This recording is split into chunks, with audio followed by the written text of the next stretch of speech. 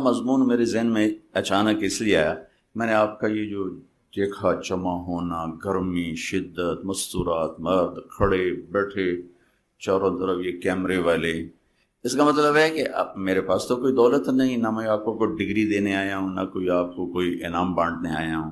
میرے ساتھ آپ لوگ سمجھتے ہیں کہ اللہ رسول کی نسبت ہے، آپ سارے اس محبت میں آئے بیٹھے ہیں، میں اس محبت کو سلام کروں۔ آپ نے رنگیلے کا نام سنا ہوگا، رنگیلا ہمارے مشہور کامیڈی اداکار تھے۔ 96 میں ہم نے سٹیج کے فلم کے اداکاروں میں کام کیا، عورتوں میں بھی مردوں میں بھی، ان کو لانا بٹھانا بات کرنا۔ جب میں نے تھوڑی سی بات کی تو میں نے دیکھا وہ رو رہے تھے، جی آنسو، کوئی میں نے آنسو گیس تو نہیں چھوڑا تھا، لیکن وہ چپ وہاں بھی ایکٹیویٹ تھی، تو ایسے زارو قطار رو رہے تھے، زارو قطار رو رہے تھے۔ انہوں نے کھڑے ہو کے جب بیان ختم ہوا کہ میرے بھی 3 دن لکھو، میں 3 دن کے لیے جماعت میں جاؤں گا۔ کہنے لگے میں نیپال گیا، فلم کی شوٹنگ تھی، تو وہاں ایک مندر ہے جہاں صرف ہندو جا سکتا ہے، مسلمان نہیں جا سکتا، سکھ نہیں جا سکتا، عیسائی نہیں جا سکتا، صرف ہندو۔ تو کہنے لگے مجھے یہ خیال آیا کہ میں جا کے دیکھوں وہ کیا ہے، تو میں نے میک اپ مین سے کہا مجھے پنڈت بناؤ، میک اپ، سر سے بال تو بالکل اڑ گئے تھے، تو اس نے چوٹی لگا دی لمبی کر کے، ادھر رنگ لگا دیے، ادھر لگا دیے، ادھر لگا دیے، تو انہوں نے 2 پیلے کپڑے، کہنے لگے میں نے 2 پیلی چادریں لے لی اور 2 کڑے لے لیے لکڑی کے، اور ایسے جوتا بھی پنڈتوں جیسا، اور کو پیسے لے لیے ٹوٹے ہوئے۔ اور میں جب پہنچا دروازے پر تو میں نے نعرہ لگایا ہرے رام، تو اب ایکسپریشن تو ان کا اپنا ان کا پیشہ تھا، تو انہوں نے سمجھا بدنی ہے کیڑا بلا مہاراج آ گیا، ان کا مہاراج جے مہاراج، سارے وہ گیٹ کیپر جے مہاراج۔ انہوں نے جب دروازہ کھولا تو یہ بڑے چلے اس چال سے، تو لوگ آ کے پاؤں چھونے لگے، پاؤں چھونے لگے، یہ پیسے تقسیم کرنے لگے، تو اور ان کے نعرے لگ گئے مہاراج کی، جے مہاراج جے مہاراج۔ کہنے لگا میں نے بڑی چس سہی لے بے تکامی بن، اور تھوڑی دور گیا تو کہنے لگا میرا کلیجہ اچھل کے یہاں آ گیا کہ آگے میں نے کیا دیکھا، ایک فل سائز سونے کی گائے تھی، اور سارے ہندو اس کو سجدہ کر رہے تھے۔ تو میں نے کہا وہ کم بخت، وہ تو آیا کیوں تھا؟ اب اگر تو سجدہ کرتا ہے تو تیرا ایمان جاتا ہے، اور سجدہ نہیں کرتا تو تیری جان جاتی ہے، اب کیا کرے گا؟ کہنے کہ میرے تو خانیوں چھوٹ گئی، پر خیر میں نے اپنے آپ کو سنبھالا، میں چلتا گیا چلتا گیا چلتا گیا۔ جب قریب آیا تو میں نے کہا یا اللہ تو گوار ہے، میں گائے کو سجدہ نہیں کر رہا، میں تجھے سجدہ کر رہا ہوں۔ اللہ نے اس امت کو بڑا امتیازی بنایا ہے، هو اجتباکم، اللہ نے ہمیں چنا ہے، اللہ نے ہمیں چنا ہے۔ موسیٰ علیہ السلام پر جب تورات اتری نا، تورات، تو انہوں نے اس میں پڑھے اس امت کے حالات، تو گئے کوہ طور پر، کہنے لگے یا اللہ انی اجد فی الالواح امتا ہم خیر امت یأمرون بالمعروف وینہون عن المنکر رب اجعلہم امتی۔ یا اللہ آپ نے میری کتاب میں لکھا ہے کہ ایک امت بعد میں آنے والی ہے جو سب سے اعلیٰ امت ہوگی، وہ بھلائی کے داعی ہوں گے، برائی سے روکنے والے ہوں گے، اور تیرے اوپر ایمان لائیں گے، یا اللہ وہ امت مجھے دے دے۔ موسیٰ علیہ السلام لاڈلے نبی تھے۔ اللہ نے فرمایا موسیٰ تلک امت احمد، وہ آپ کی نہیں، وہ میرے آخری نبی کی امت۔ موسیٰ علیہ السلام رب اجد فی الالواح امتا اناجیلہم فی صدورہم یقرؤونہا، اے اللہ وہ یہ بھی لکھا ہے کہ وہ امت اپنی کتاب کی حافظ ہوگی۔ تورات، زبور، انجیل کوئی حافظ نہیں تھا سوائے نبی، صرف نبی کو یاد تھی، نبی کے علاوہ کسی کو یاد نہیں تھی۔ تو کہا یا اللہ وہ تو اپنا سارا قرآن یاد کر لیں گے۔ میرا شاگرد میرے مدرسے میں رمضان آیا، چھٹیاں ہو گئیں، کوئی حافظ پڑھانے والا نہیں تھا، وہ صبح بیٹھتا تھا، شام تک ایک پارہ یاد کر کے عشاء میں سنا دیتا تھا۔ اس نے 1 مہینے میں قرآن یاد بھی کیا اور سنا بھی دیا۔ اللہ نے اس امت کو ایسی استعداد عطا فرمائی کہ ان کا قرآن ان کے سینے میں ہے، نمازوں میں پڑھتے ہیں، تراویح میں پڑھتے ہیں۔ یا اللہ یہ امت مجھے دے دے۔ اللہ نے کہا نہیں، تلک امت احمد، وہ تو میرے احمد کی امت۔ پھر کہ یا اللہ اجد فی الالواح امتا کفارۃ ذنوبہم الصلوات الخمس، ان کے تو گناہوں کا کفارہ ان کی نمازیں بن جائیں گی. وہ فجر پڑھیں گے، رات کے گناہ معاف ہو جائیں گے، ظہر پڑھیں گے، فجر اور ظہر کے درمیان کے معاف ہو جائیں گے، عصر پڑھیں گے، مغرب پڑھیں گے، عشاء پڑھیں گے، ساتھ ساتھ ان کی شیٹ صاف ہوتی رہے گی. یا اللہ وہ امت مجھے دے دے. تو اللہ نے کہا تلک امت احمد کہ رب اجد فی الالواح امتا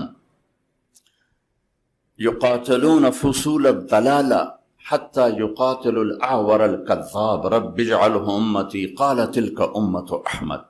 کہ یا اللہ میں ایک امت کا حال دیکھتا ہوں جو ہر باطل کی سرکوبی کریں گے اور اپنے دین کی حفاظت کریں گے، یہاں تک کہ دجال سے بھی لڑیں گے. یا اللہ وہ امت مجھے دے دے. کہ تلک امت احمد، وہ احمد کی امت. رب اجد فی الالواح امتا صدقاتهم فی بطونہم یاکلونہا رب اجعلہم امتی. یا اللہ ایک امت آ رہی ہے جو زکوٰۃ کھائے گی. زکوٰۃ شاید آپ میں سے کسی کو معلوم ہو کسی کو نہ ہو، بنو اسرائیل کی زکوٰۃ غریبوں کے لیے نہیں تھی. یہ اس وقت تو سونا چاندی ہوتا تھا، سونے چاندی کی تھیلی پہاڑ کے اوپر رکھی، اوپر سے آگ آ کے جلا دیتی تھی، زکوٰۃ قبول ہو گئی. اگر یہ مال حرام ہوتا تھا تو آگ نہیں جلاتی تھی، زکوٰۃ قبول نہیں ہوئی. جانوروں کی زکوٰۃ، جانور کو چوٹی پر کھڑا کرتے تھے، آگ آ کے جلا دیتی تھی، قبول ہو گیا. نہیں جلایا تو یہ حرام مال ہے. اس امت کی زکوٰۃ مالداروں سے لے کر غریبوں کو دے دی جاتی. ان کے غریبوں کے لیے زکوٰۃ کے علاوہ نفلی صدقے کا حکم تھا. لیکن اس امت کے ساتھ تو اللہ نے لاڈ کیے ہیں، لاڈ. صدقہ زکوٰۃ تو ہے ہی ہے. ایک اور مزیدار قصہ سناتا ہوں. ایک صحابی ہے، یا رسول اللہ میں تو تباہ ہو گیا. آپ نے کہا کیا ہوا؟ کہ میں روزے کی حالت میں بیوی کے پاس چلا گیا. ہم نے کہا اچھا تو پھر ایک غلام آزاد کرو. کہا جی میں غریب بندہ میں کتوں کرا. کہا اچھا 60 مسکینوں کو کھانا کھلاؤ. کہا جی میں تو خود مسکین ہوں، میں کس کو کھلاؤں. کہا اچھا پھر 60 روزے رکھو. کہا ایک روزے چند چاڑ یا 60 روزے کی کریں گے. تو آپ بھی ہنس پڑے. آپ کہا اچھا تو بیٹھ جا میں تیرا کام کروں. بیٹھ. تھوڑی دیر گزری، ایک انصاری صحابی اونٹوں کا لے کر آئے ٹوکرا. یا رسول اللہ یہ صدقے کا ہے تو آپ تقسیم فرما. تو آپ نے فرمایا بو کدھر ہو بھائی؟ کہا جی بیٹھا ہوں. کہ یہ لے جا اور 60 گھروں میں تقسیم کر دے. کہنے لگے یا رسول اللہ اللہ کی قسم مدینے میں مجھ سے بڑا مسکین کوئی نہیں، آپ میرا جرمانہ مجھے ہی کہو. میرا جرمانہ میں نے دو، میں آپ کھانا ہے. آپ اتنا ہنسے کہ آپ کے یہ دانت نظر آنے لگے. کبھی کبھی ہوتا تھا کہ آپ کے آخری دانت نظر آتے تھے، ورنہ آپ اتنا ہنستے تھے. آخری دانت آگا جب صرف تیرے واسطے اور کسی واسطے نہیں. تو اللہ نے اس امت کو اتنے لاڈ سے اٹھایا، اتنے پیار سے اٹھایا. آیت اتری لا يستوي القاعدون من المؤمنین والمجاہدون فی سبیل اللہ، اس طرح کہ اللہ کی راہ میں جہاد کرنے والے اور گھر بیٹھے برابر نہیں. ایک صحابی عبداللہ بن ام مکتوم، وہ پاس بیٹھ نابینا. یا اللہ یہ کیا کہہ دیا تو نے کہ گھر بیٹھنے والے اور تیری راہ میں پھرنے والے برابر نہیں؟ میں تو نابینا ہوں، میں کدھر جاؤں؟ میرے لیے کوئی گنجائش نکال. ایک لفظ لے کر جبریل دوبارہ واپس آئے، ایک لفظ لے کر، ایک آدمی کی خاطر. یا رسول اللہ اللہ تعالیٰ فرما رہے ہیں اب اس آیت کو یوں پڑھا جائے لا يستوي القاعدون من المؤمنین غیر اولی الضرر والمجاہدون فی سبیل اللہ. اس امت کو اللہ نے اس طرح پروٹوکول دیا کہ اب آپ اس لفظ کو، اس آیت کو اس طرح پڑھیں کہ گھر بیٹھنے والے جو معذور نہیں ٹھیک ٹھاک ہیں وہ اور اللہ کے راستے میں پھرنے والے برابر نہیں ہو سکتے. ایک صحابی ہیں اوس بن صامت، انہوں نے اپنی بیوی کو طلاق دے دی. ایک طلاق تھی جاہلیت کی جس میں یوں کہا جاتا تھا تو میری ماں کی طرح ہے. تو اس پر طلاق ہوتی تھی جاہلیت میں، ایسی طلاق کہ کبھی دوبارہ نکاح نہیں ہو سکتا، کہیں اور نکاح ہو کے طلاق ہو کے بھی نہیں ہو سکتا. یہ ایسی طلاق تھی. وہ آئیں دوڑی دوڑی اللہ کے نبی کے پاس. اچھا اب دیکھیں پہلی کتابیں اتر گئیں، تورات اکٹھی، زبور اکٹھی، انجیل اکٹھی. قرآن ایسے نہیں آ رہا. قرآن کبھی ایک لفظ آ رہا ہے، کبھی ایک سطر آ رہی، کبھی ایک سورت آ رہی، کبھی ایک آیت آ رہی. صرف سورہ انعام بڑی صورتوں میں واحد صورت ہے جو اکٹھی نازل ہوئی، اور جب یہ صورت نازل ہوئی تو اس کے ساتھ 70,000 فرشتے آئے تسبیح و تحلیل پڑھتے۔ یا رسول اللہ، حضرت عائشہ کنگھی کر رہی تھی، یا رسول اللہ میرے خامن نے مجھے کہہ دیا تو میری ماں کی طرح ہے، اب کیا ہوگا؟ تو چونکہ شرعی حکم موجود نہیں تھا، آپ نے رواج پر فرمایا خولا، طلاق ہو گئی۔ کہ یا رسول اللہ آپ نظر ثانی فرمائیں، انہو ابو ولدی وحب الناس الی، وہ میرے بچوں کا باپ، ہماری آپس میں بہت محبت ہے، اس نے غصے میں کہہ دیا ہے۔ تو آپ نے کہا حرمت علیہ، خولا طلاق ہو گئی۔ ان کا یا رسول اللہ اکل مالی وافنا شبابی ونثرت له بطنی وتفرق اہلی، یا رسول اللہ میرا بڑھاپا آ چکا ہے، میرے ماں باپ مر چکے ہیں، میرے چھوٹے چھوٹے بچے ہیں، میری جوانی ختم ہو چکی ہے، مال میرے پاس کوئی نہیں، اگر یہ طلاق ہوتی تو میں کہاں بیٹھوں، مجھے کون سہارا دے؟ تو آپ چپ ہو گئے، چونکہ وہ منوانا چاہتی، ابھی وہی کوئی آئی نہیں، آپ نے قانون ماحول رواج کے مطابق فیصلہ دے دیا ہے، تو آپ خاموش ہو گئے۔ حضرت عائشہ کنگھی فرما، اللہ اکبر۔